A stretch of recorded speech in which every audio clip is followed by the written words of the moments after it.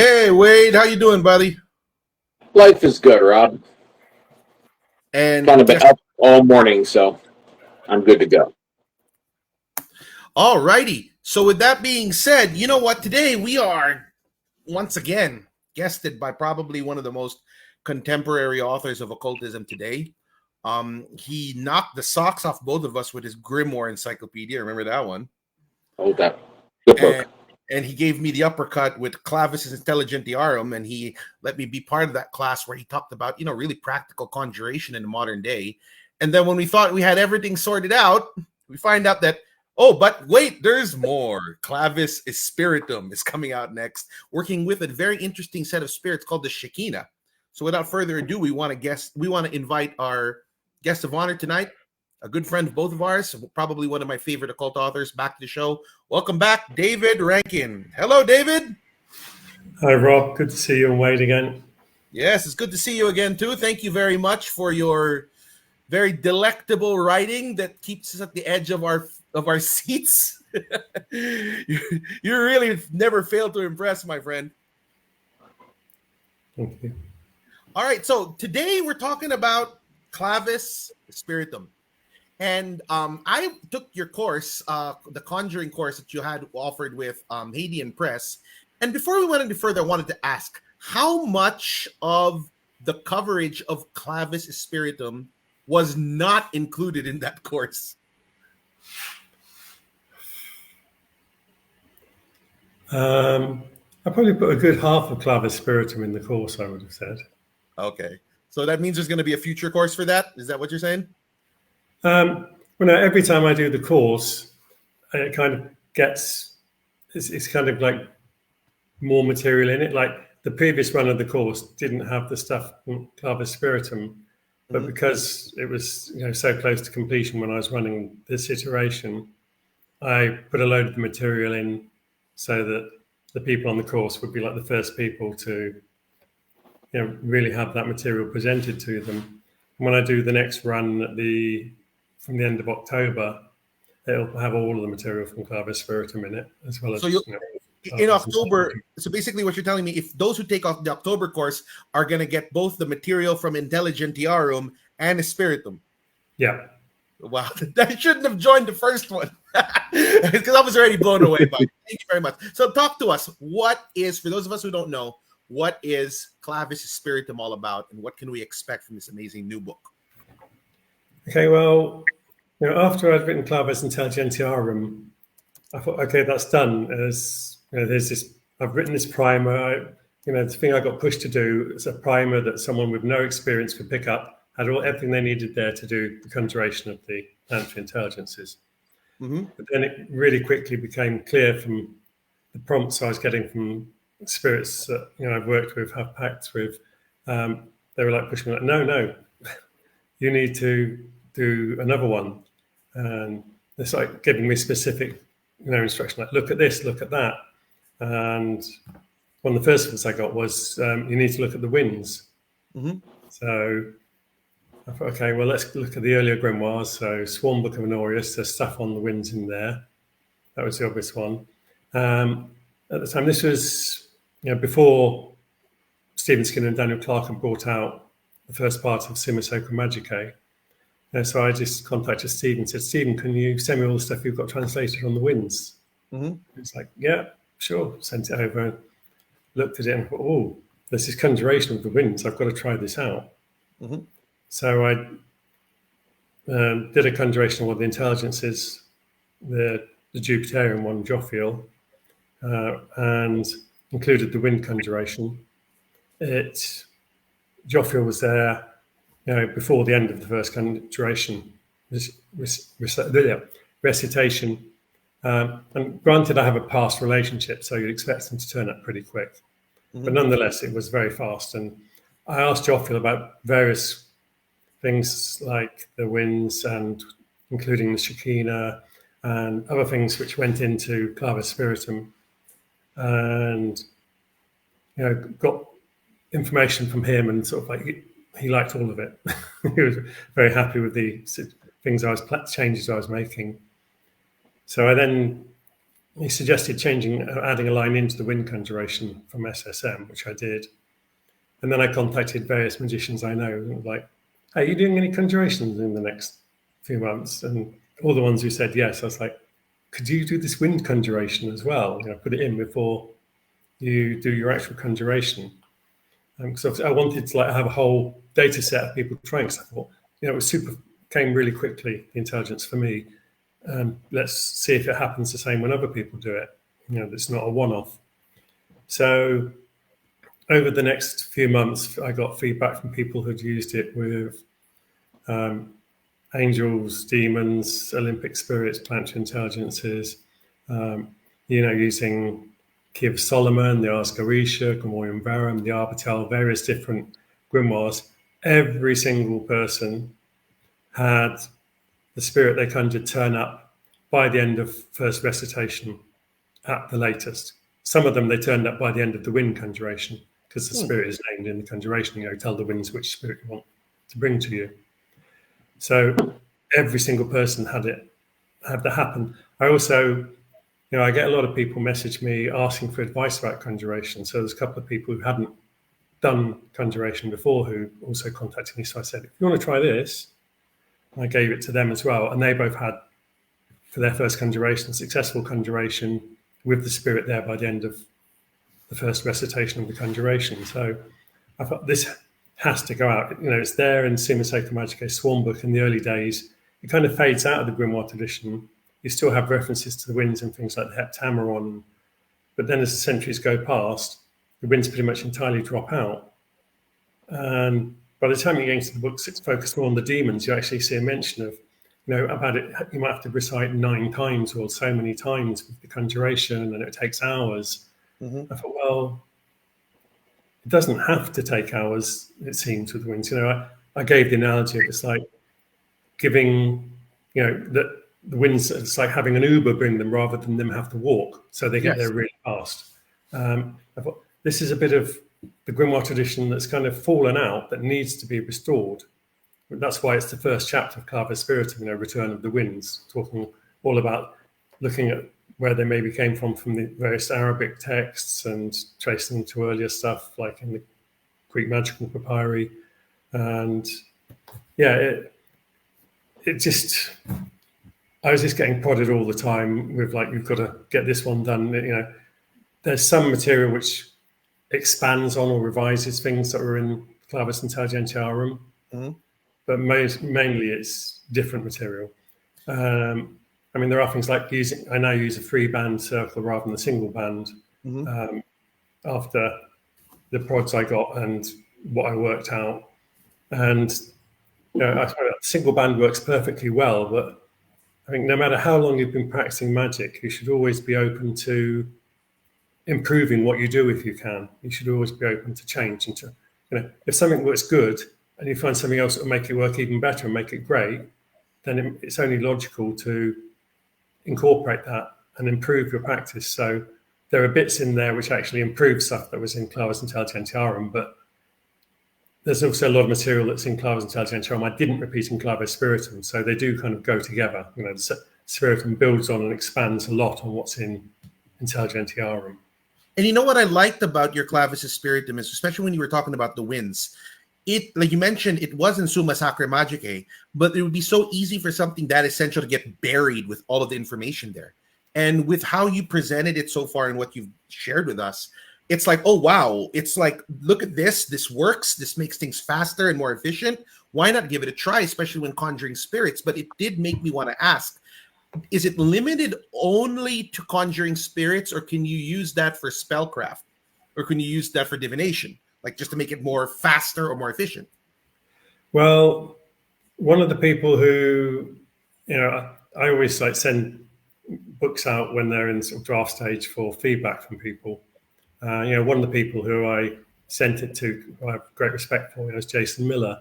And he said, I actually used the classical winds from the Greek in my Hecatian sorcery for speeding up, calling spirits, and for speeding up spells. So obviously people are using it, the winds, for speeding up spells as well. I think there's a lot of scope there that needs to be explored with things you could use the winds for getting faster results with things, not just conjuration. obviously because Clavis Spiritum is about conjuration, the emphasis is on that. But I think that there needs to be a lot of work done with the winds to really explore the scope of working with them, because I think it goes beyond that as well. There's all sorts of things that spring to mind, like the winds for finding lost things, having things returned to you, things like that, for example. You think there's a lot of scope there, I think, that needs to be explored. It has a very similar feel to it, kind of like how the Catholics have Saint Expedite, where you're actually asking him to faster things, make things faster. It seems to have a more similar outlook to it. It made me also wanted to ask you that, could you also use the power of the winds for things like healing? Because like nowadays, the whole industry of energy healing is like expediting, it's growing. Could you conjure the winds to kind of like help a person heal faster or get over something faster, like the loss of a loved one? Is this something that is universal, or is it really just stuck within the ceremonial magic tradition? The winds that you call on the SSM, I wouldn't call for that. Mm-hmm. It's based on how they are related to the infernals and sort of those hierarchies. I mean, if you were looking at other winds, like, for example, some of your classical Greek winds, and looking at the evidence, you also have zodiacal winds, for example. Zodiacal winds, to me, seem a really logical one. If you think of maleficistic man, mm-hmm. and like the zodiac corresponding to different parts of the body, that you might work with a wind that corresponds to the zodiacal sign for healing on particular areas of the body to speed it up. That would seem, for example, an obvious logical approach to take. So yes, I think it could be, but I wouldn't use the ones from SSM. I would look at other winds to do it. Yeah, it's I was curious about something. I was curious about something. Have you worked with the third Goetia, the second book of the Lemegeton, the one that's right after the Art Goetia? Because that's all about wind demons and the different compass points in the sky. The compass rose, yeah, I did a very long time ago work with that, and like I say, it's very, very much about the directionality. Apart from the wandering princes, of course, who don't have a fixed, they're like the no fixed abode demons who don't have any directionality to them. They just come and go as they please. But a lot of the what are called aerial spirits now, like it's things change. How things are perceived has changed. Like the seven kings in the Heptameron, like Varkan, Rex, Sarbotes, ones like them. You see them in the earlier sources. They're derived from jinn kings, Arabic jinn kings, and then they become called aerial spirits, and then they become angelic. Essentially, they go through it depends on society and the culture at the time, often how we perceive spirits.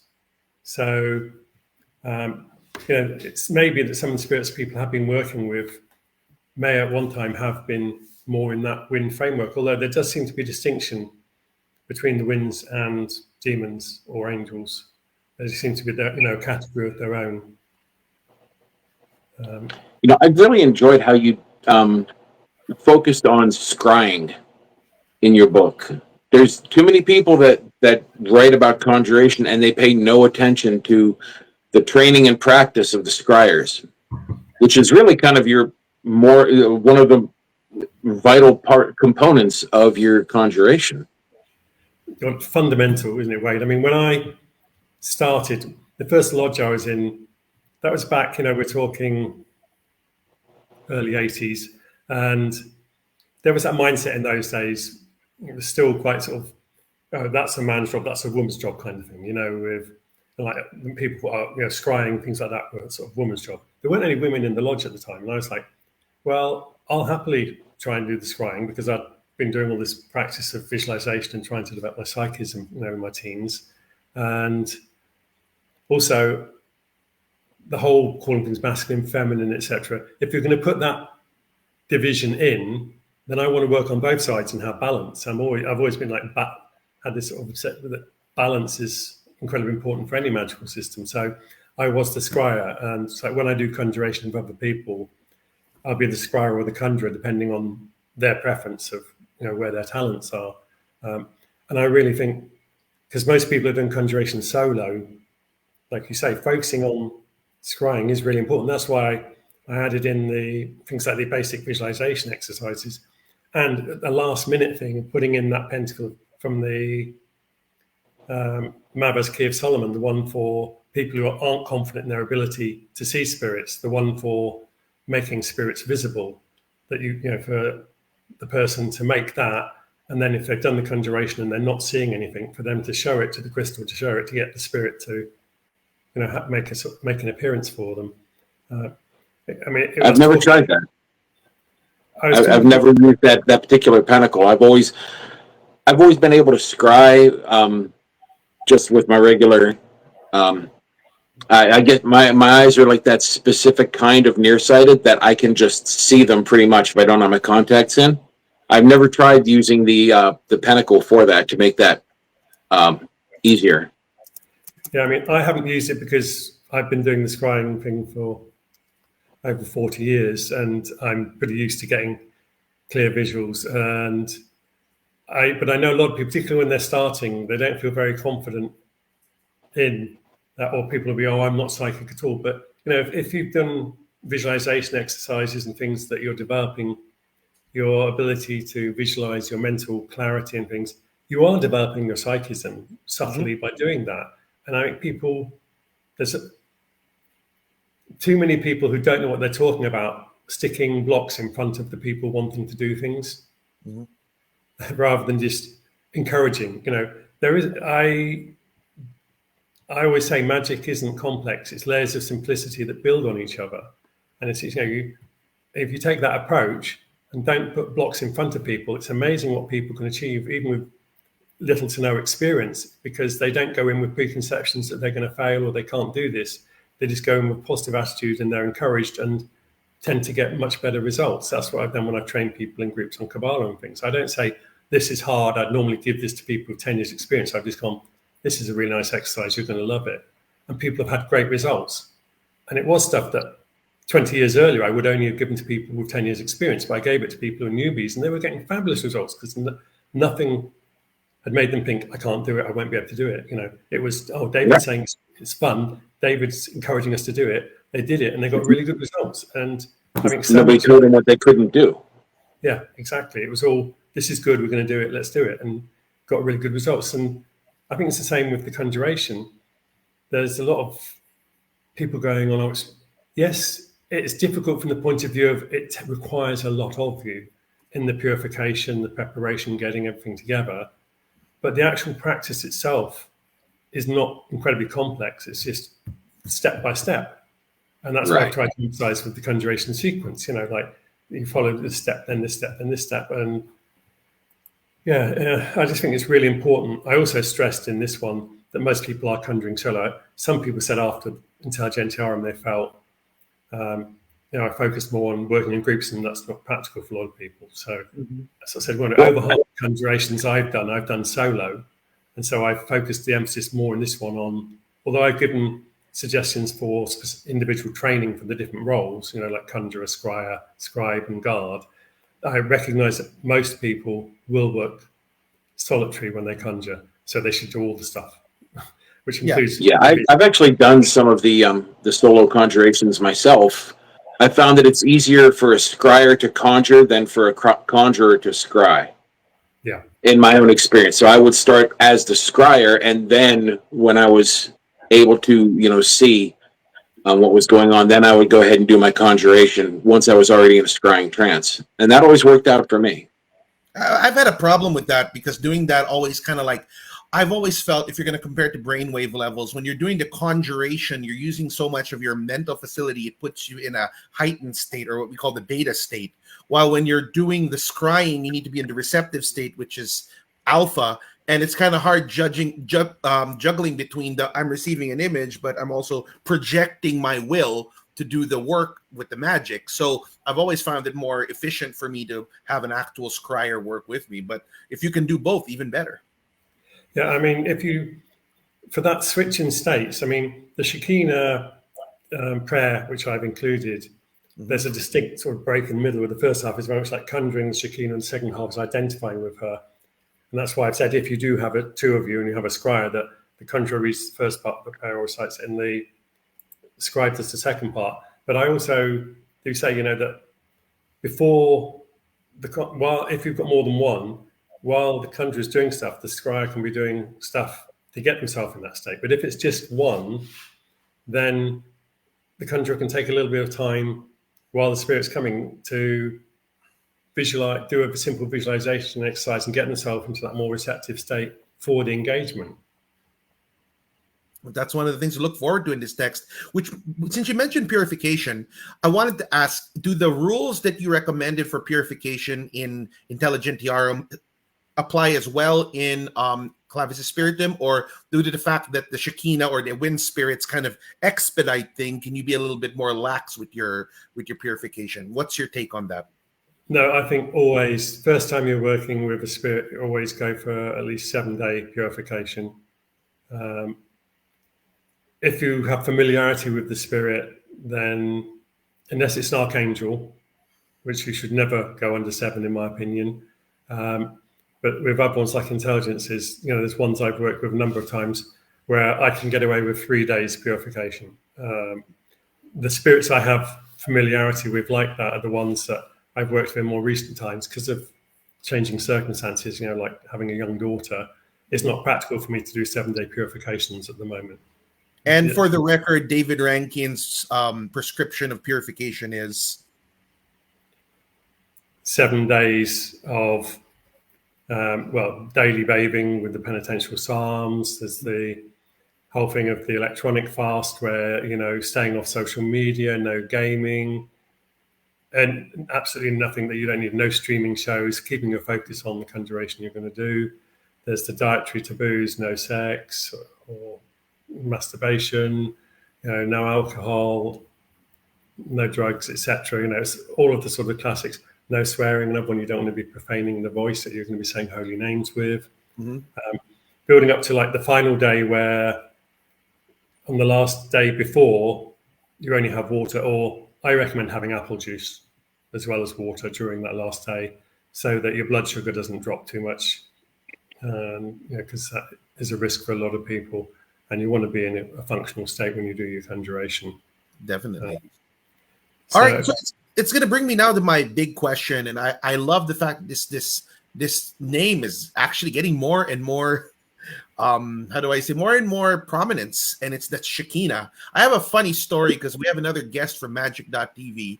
His name is David Stolowitz. He's into grimoire magic, and then he messages me just 2 days ago, and he's raving about the Shekinah. I said, Rob, I don't know if you knew, there's these amazing spirits called the Shekinah. You might want to work with him. And I said, how plugged in are you? Because that's our topic with David this Sunday. So it's kind of like this whole idea of the Shekinah is getting more and more prominent. So for the viewers, can you please share to us what the Shekinah is and what can we get from working with them?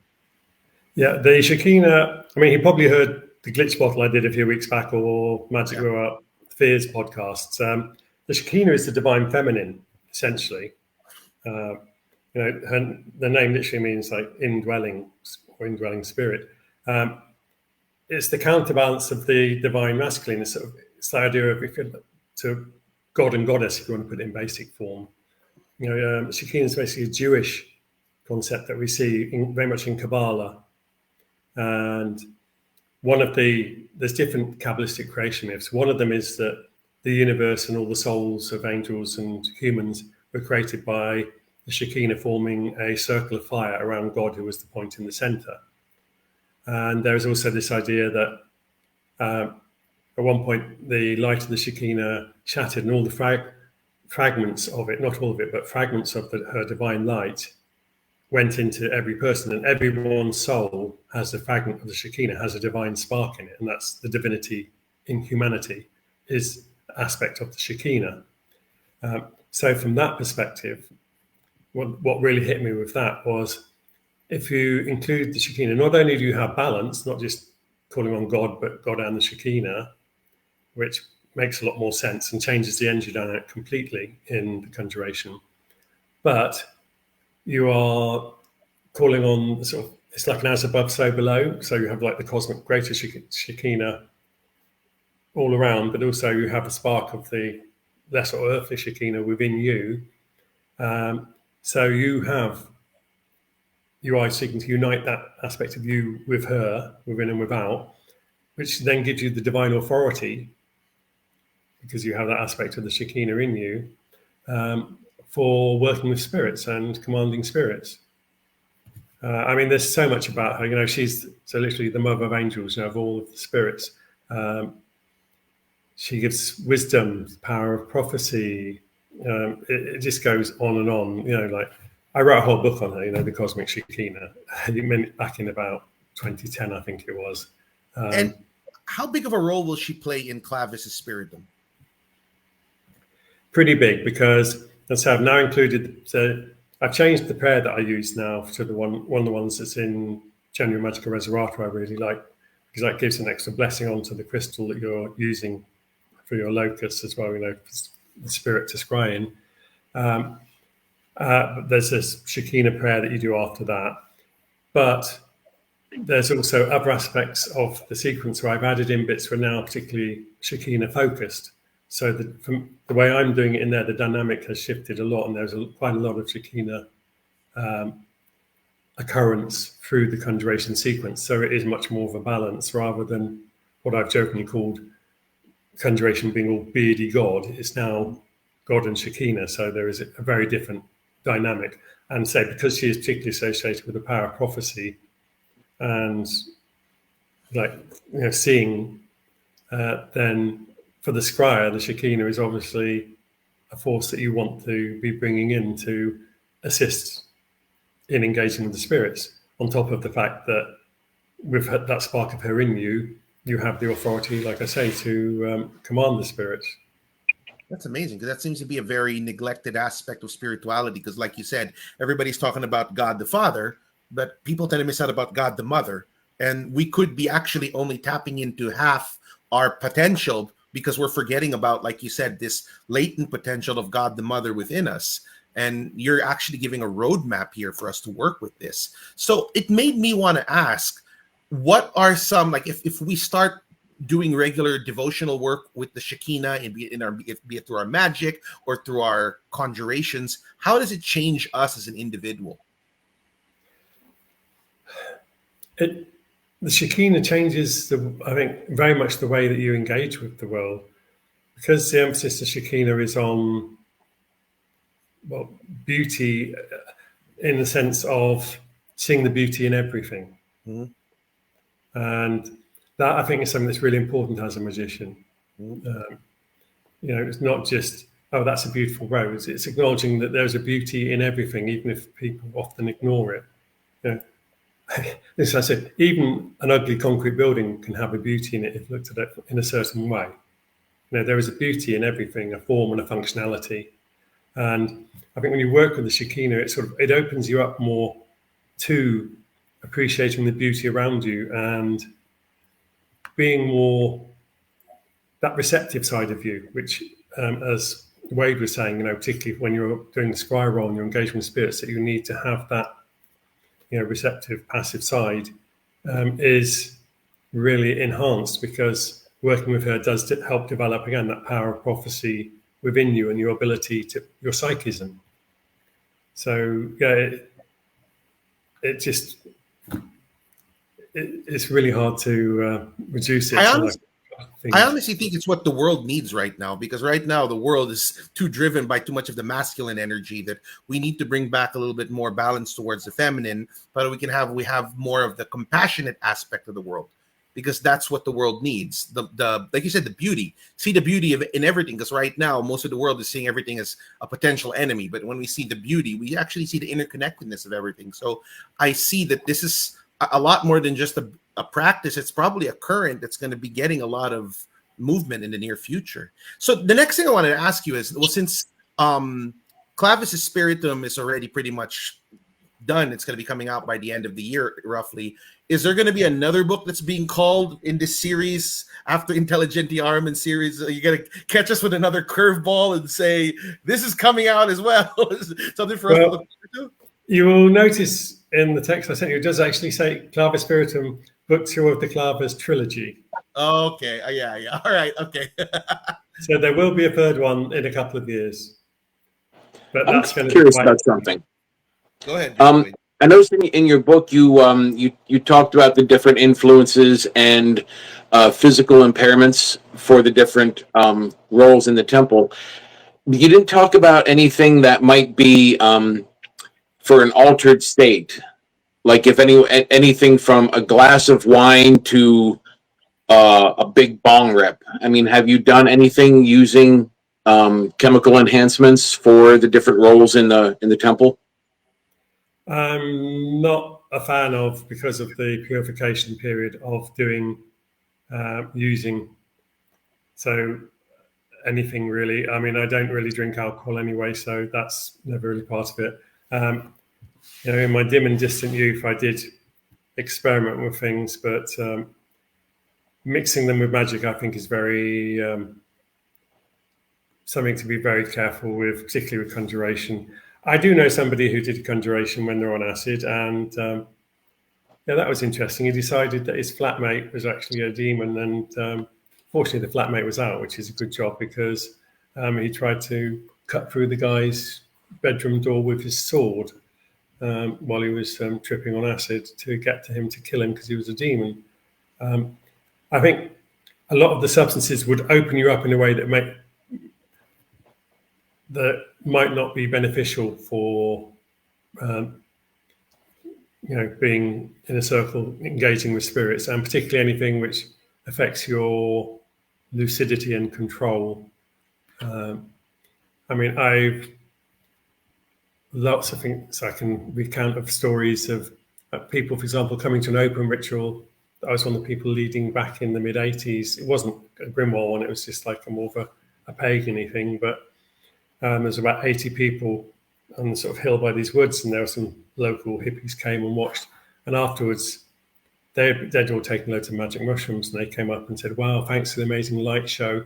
And they were too far away to hear what we were saying, but they accurately described, they saw the magic circle, they saw the pentagrams when people were calling the quarters, they saw this white light shooting down onto the person who was doing the conjuration of the goddess. And so they were getting the visuals of what was happening astrally through being in that state of, psilocybin elevation, shall we call it. Mm-hmm. And so it's interesting that it's kind of confirming what's going on the astral and what people are visualizing, that other people in altered states see that. But I mean, I personally just, there are people who do it, but for me, I just don't mix, drugs and magic, full stop. I've always been a fan of doing it clean with regard to conjurations. I mean, if you can't do it clean, then you shouldn't do it altered. But I was just curious if you had ever, because you didn't seem to touch on that in the book when you talked about physical impairments. No, I don't. It's not something that I've done or that I would encourage people to do. The whole thing about the purification and preparation is that, it's getting that focus, that devoted, one-pointed focus to the act of the conjuration and about being pure. And if you're, taking drugs during the lead up or just prior to doing the conjuration, that is affecting the state of purity, and that might be regarded as disrespectful to the spirits that you're working with as well, in my opinion. And does it also equate to if you're on maintenance medication, or is that something that the spirits are more lenient towards? No, I do say with regard to the fasting as well. I talk more about the purification and stuff in the Intelligentiarum, and I say this does. With regard to drugs, this does not affect, necessary medication that people have to take for their health. Mm-hmm. That you should carry on taking. I also advise people who are taking medication to check with a doctor if they are going to be fasting, that even like a single day with no food, if that might affect them. And also, for example, if they've got issues with diabetes or other conditions, that it's always good to get a medical opinion with regard to how periods of abstinence from particular things, if you're going through that cutting out stuff in that week up to the conjuration, will affect you. You've got to be practical about these things. It's important that people don't just go, "Oh, does that mean I can't take meds?" Of course, you can still take any meds that you need to take for your well-being. We're talking about, recreational use of drugs. That does not gel with doing conjuration. It brought me to my next question also, which would be, would you say that the workings in Clavis Spiritum are roughly the same difficulty level as the ones in Intelligentiarum, or would you say that the workings in Intelligentiarum are more complex? I mean, just for those who don't know. It's around the same. I mean, my revised conjuration sequence that's in with extra bits in Spiritum, you could still use. You can use with the intelligences. I give the Olympic spirits and the demon bishops in Clavis Spiritum so that people have a bit more of a choice. I mean, the Olympic spirits, because I've worked them a lot and I like them, and I found them to be very positive to work with and effective. And the demon bishops, because they've been largely ignored, but they have quite unique qualities, particularly the fact that the four of them are associated with the four elements. And you don't often see infernals particularly associated with, with air, earth, fire, water, which then gives you a whole different set of qualities that you're looking at working with them. And they work incredibly well as intermediaries. So it's like, even if the demon bishop you conjured isn't the best one for the job, they can point you to whichever spirit is going to be the best one. Fascinating. Because the more you share about it, the more I'm seeing that Clavis Spiritum is actually a book that's going to make your magic in conjuration more efficient. Basically, it just seems to be get things done easier and faster, just based on what I'm learning from you. Because, like example, you mentioned the demon bishops. I could be struggling getting this one demon to do thing, and I talk to a demon bishop. I can say, "You're not talking to the right demon. You want to talk to someone else." You're basically saving my time, and I actually think that goes a long way in showing results in your magic. Because from what you mentioned with the whole the conjuration of the wind spirits, the responses they were getting were faster, and it just makes me very curious as to like how people could practice that. Do you need to practice the conjuration in the full cleansed state, or can you stack it on your daily magical practice? I mean, how do you recommend people use it when they get their hands on it? Well, the wind conjuration, I would recommend just putting it in before where you would do the conjuration of the spirit in whatever your conjuration sequence is. But I would use it as part of a complete sequence after the preparatory period. The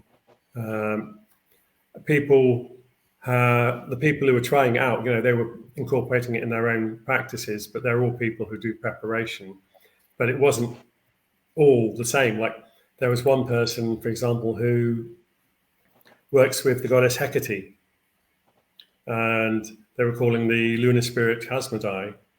And so they called on Hecate, and then they called on the winds and Chasmodai, and boom, Chasmodai was there and got what they required from the spirit. Then they were driving home, and because that person, like me, is the sort of person who prefers to do the conjuration outdoors. It's always nicer if you can, in my opinion. But they were driving home, and they went past this town and decided to drive through, saw an antique shop they'd never been in before, went into the antique shop, and there sitting on the shelf is a triple Hecate statue. And right next to the triple Hecate is a dead lizard.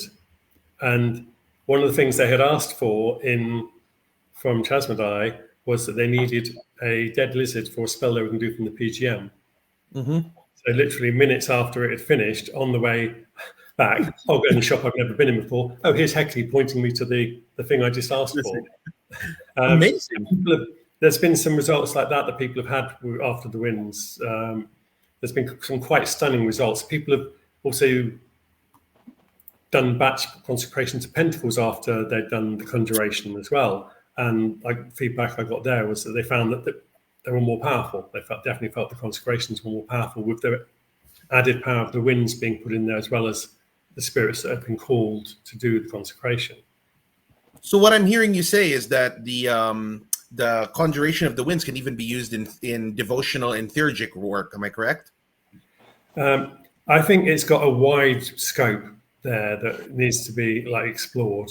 Like we were saying, towards the beginning, that I'm focusing on at the moment, that I'll use it before conjuration, but I think there is a lot more scope, and that people don't have to be using it in my template. None of those people who I passed it to, like the better part of 20 people, I think, who I passed it to explain, add it and try it out.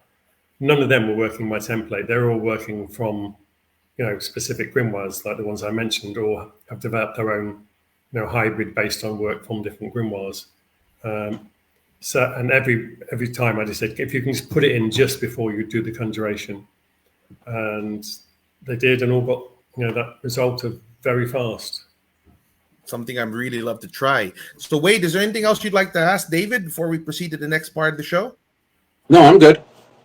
All right, so David, what else would you like to share to us about Clavis Spiritum? Maybe you want to give us a teaser of things to come, or you want to share with us this legendary conjuration? I mean, leave it up to you, or just go ahead and leave us just waiting until the book actually comes out. I mean, you're the author here. We have to respect your time. Okay, well, the wind conjuration is really interesting in that you name 40 winds, 40. It's a lot of winds. And the moment I read it first, I was like, wow, that's a lot of winds. Then I realized, of course, because although most spirits have a directionality of that they're thought to live in a particular direction, and that's where they will come from, we don't know what spirits get up to all the time. They might not be at home, as it were, all the time. They might be wandering anywhere correspondingly in the world, or in the heaven that corresponds to that place in our physical world. So then it's eminently logical that you would send these 40 spirits that are going off in the different directions, and whichever one gets to it first is the one that brings it back. And kind of like a plane, when it lands at an airport, on the final approach, it will come from whichever direction it is, but then in the final approach, it will turn and come from the angle of the home of that spirit. Mm-hmm. And then at the end of the conjuration, there's a list of 95 divine names, nomina magica. It's like a long semaphore. And there's incredible power in that string of names. When I first did it, I was like, wow, holy crap. It's really got a huge amount of power and momentum in it. And a lot of other people commented that back when they did it. They were like, oh my God, that bit at the end of the winds with the names. I'm like, yeah, I know. A lot of people who did it indoors had a window open and commented on, they were getting like gusts of winds coming in when they were doing it. There was like crazy results people were getting. Somebody called Bethor the Olympic Jupiterian spirit. And that was interesting because he was working with someone who was a first-time scryer, and he said that Bethor arrived by the end of the wind conjuration, but he still expected his conjuration to be recited. It was the protocol. And the conjurer started reciting it, and he got distracted, and he read something wrong. And Bethor said to the squire, tell him to start again. He did it. He got it wrong. And this guy, who was a bit nervous about scrying and was not the sort of person to say, was like, okay, the spirit's told me this. So he turned around and said, you've got to start again. Bethor said you did it wrong. And he did the whole conjuration. Then Bethor started answering, then I started asking the questions and getting the answers. And after they'd finished and packed up and were driving home, they were driving down country lane, like Jupiter, bear in mind Jupiter. And as they're driving along, there's a guy standing on the edge of the road. There's a bird of prey centre about 10 miles away. But there's a guy standing on the side of the road with an eagle on his arm. You don't get much more Jupiterian than eagles. It's like, we've just called this Jupiterian Olympic spirit, and here's a guy who's taking an eagle for a walk. It was like, it's hilarious, the sort of results that people have had and synchronicities and things from the working with the winds. It really, like I say, it's not adding something new, it's restoring something that kind of fell out that I think was one of the integral parts of conjuration that's been lacking, and now it's back. Well, it's something for all of us to look forward to. And when is Clavis Spiritum scheduled to be released in the hardcover version? The hardcover, okay, so the pre-orders are open. I'm not quite sure. I mean, obviously it'll be sometime in the next few months, and likewise, hopefully the paperback will be out in the next couple of months as well. So the paperback will probably be out before the hardback is released, because it always takes time. You've got to get the batch done from printers. It's not, they're done specially. It's a limited run of, I think, 500 in the first instance for Clavis Spiritum, and then the paperback is unlimited. numbers. Yeah, well, there's quite a lot of other stuff in there that could be talked about apart from the winds and Shekinah. I'm a big fan of the Pentacles role, the Solomon. Yes. So there's a whole load of stuff in there on Pentacles. For a start, I talk about like the whole how you work with Pentacles, how you the consecration sequence for it, put in nice simple form. Also, how if you finish with a pentacle, how you get rid of it, because again, things like that people don't tend to talk about. And I like to try and cover all the things that are really obvious once you've done them, but if you've not been there, they're not so obvious from the outside. But for example, I did a whole long sort of discussion of the 10 Psalms that you recite when you're consecrating a pentacle and why those 10 Psalms are chosen. So I thought, why are they there? Nobody talks about why is it those 10 in that order. So, I looked at that and explored that.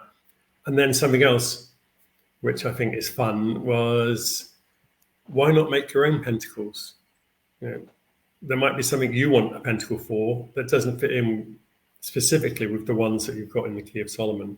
Mm-hmm. So I've done a whole big thing about constructing your own pentacles. I went through the book of Psalms line by line, all 150 Psalms, picking out all the ones that I really liked that jumped out, like, oh, this would be good for this, and this would be good for this, in a more sort of modern context than, the Middle Ages Renaissance stuff that's in the Key of Solomon.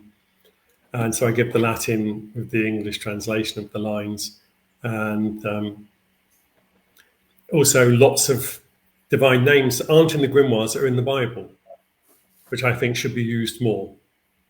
So I put loads of those in. So, names translated, things like, God the healer, God who sanctifies, names like that. Why aren't they there? They really ought to be there. So I've given a whole big table of divine names and suggested where sort of pentacles you might want to use those for. And I gave a couple of examples of ones I've made to sort of show the process.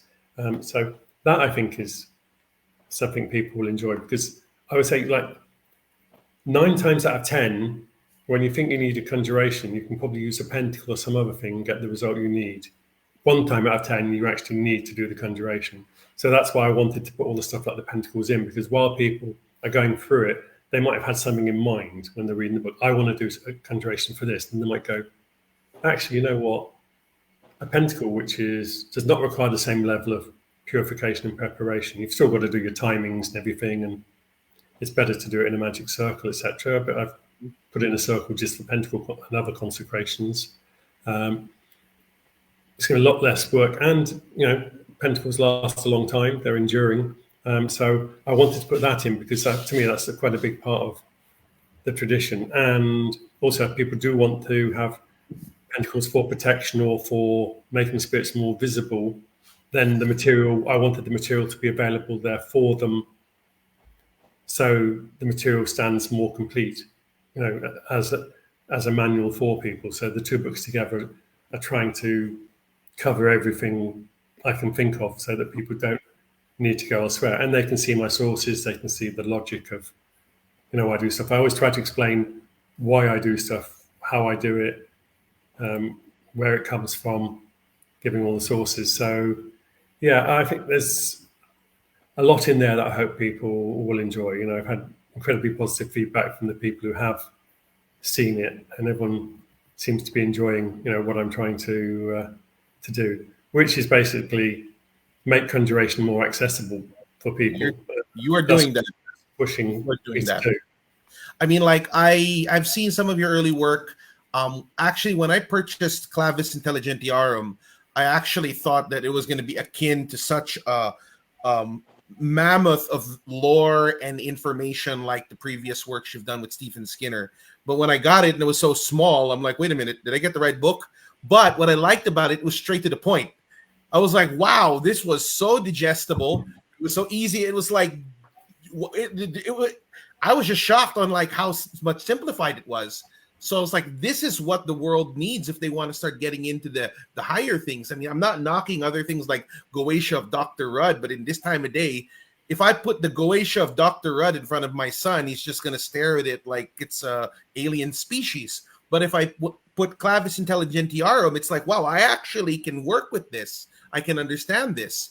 Which brings me to probably my last question. Do we have any hint of what the 3rd book is going to be about, or are you going to keep us hanging with that?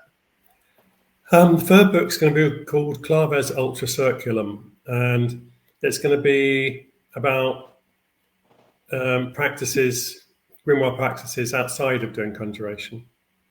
So it's going to focus a lot more on things like divination, spiritual hygiene, and other areas like that.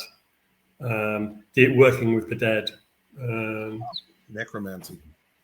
So it's going to be quite different, because there's going to be a lot of material in there that you won't find in any grimoires, but it's like the practices that I built up over decades. So it'll be, and I'll make that clear to, in the book. These are what I do. My usual disclaimer: it's not the only way or the best way. It's the way that works for me, and hopefully it'll work for other people. So it's going to be quite different to the first two books, because it'll be more about living the tradition in your daily life, in the way you conduct yourself. So there'll also be discussion of like philosophy and ethics and stuff of the grimoires. And when do you have like a timeline of when you expect that to come out? Like 3 years, 2 years, or are we going to get the Goetians, the Grimoire Encyclopedia 3 first? I mean, what's... Yeah, I think 2 to 3 years, hopefully, for third Claves. I mean, I'm returning to working on Volume 3 of Grimoire Encyclopedia in the next week or two. I've got another project I'd started that I need to work on as well, which I'll probably work on side by side with that. And I've just, finished writing a novel, and so I've already written the first 1,000 words of the second book in the series with the novel. So, Wow. When the muse hits, you just can't stop. I mean, I totally understand how that feels. Have written in my own book. So, do you have anything else you want to promote? Upcoming classes, workshops, appearances that you'd like our audience to hear, so we can support you, David? Well, there'll be another run of the conjuration class in, I think it starts something like the 27th of October, somewhere around there. It's 6 consecutive Sundays. There is a waiting list already at Hadian. So once everyone off the waiting list has been given the chance for a slot, if there are spaces left, it'll be advertised. So hopefully there will. But when it goes, if it does go out, I'll put it up on my Facebook and stuff. And I suspect the places will fill quite quick. I'm actually increasing the numbers for the next class so that more people can attend it. Amazing. And it was so beautiful to be able to attend the lectures. And then whenever the lecture was done, we actually had that live Q&A with you. Because, I mean, like, we don't get that in other courses to actually have a live Q&A with the teacher after we get the lesson. But with you, you offered that. So for those of you, I think I was the first one who enrolled into Clavis Intelligent, the Conjuration course. When, like, the minute you launched it, I'm like, I'm in. Like, where do I get it? And, like, I really wanted that. I didn't get to give it the attention it was due to last year's TarotCon, but I got my second chance at it. And I was very impressed. For those who haven't decided to take it yet, the whole practice of conjuration can be a little bit daunting. So it's very good to have a seasoned mentor like David, not only give you the lesson, but give you his wisdom after the program, which he offers live after the class. So it's really worth the investment. And for the number of classes you're getting, for the price to class ratio was just the game changer. Because some people will charge what you charge for the whole program just for one class. You did it for like 5 classes. So it's like, wow, that was a real steal.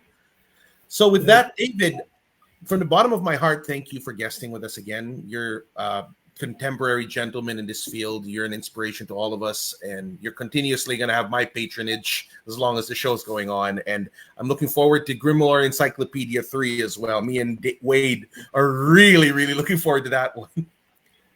Yeah, that's going to be quite a bit of work. One last thing with the course as well. I mean, apart from the 6 lessons, like you say, each one does have Q&A, but I also run a Facebook group for each individual course, which continues to remain open afterwards, so that people can, long after the course is finished, can still use it to contact me and ask questions, like if they're planning on a conjuration, if they want advice or guidance with it as well. So, the sort of connection doesn't necessarily end after the course does. I'm still available to people who do the course for subsequent, like I say, questions or advice, because I'm always happy to answer, honest and interested people, who have questions about practice. I get messages most days from people who want advice on things, and that can be really rewarding for me as well. Which, you know, if you don't get something from it, you're not a very good teacher. You know, you should be learning from the questions you're getting from people. I mean, if I hadn't got the message from the gentleman asking for advice on conjuration that I talk about in the book, you know, who's in a wheelchair with mild cerebral palsy, saying, could you give me some advice for Ars Goretia conjuration? I've got 2 people who are going to be assistants.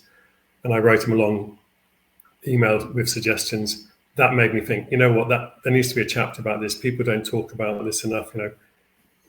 But having a disability doesn't bar you from doing it. There shouldn't be any sort of prejudice against people's like physical or sensory impairment, stopping them doing conjuration. So there is that chapter on that in the book.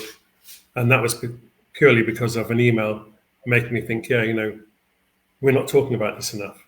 You know, I'm as guilty as everybody else. I haven't been taking it really into account. So let's try and address that and, you know, make that more of an issue for like public forums for people to talk more about the accessibility of magic to everybody. Because that's what, like I said, the spirits are pushing. That's what they want. The more people doing conjuration, the better. And, you know, as a fellow educator myself, I have my own students as well. Your course gets better over time.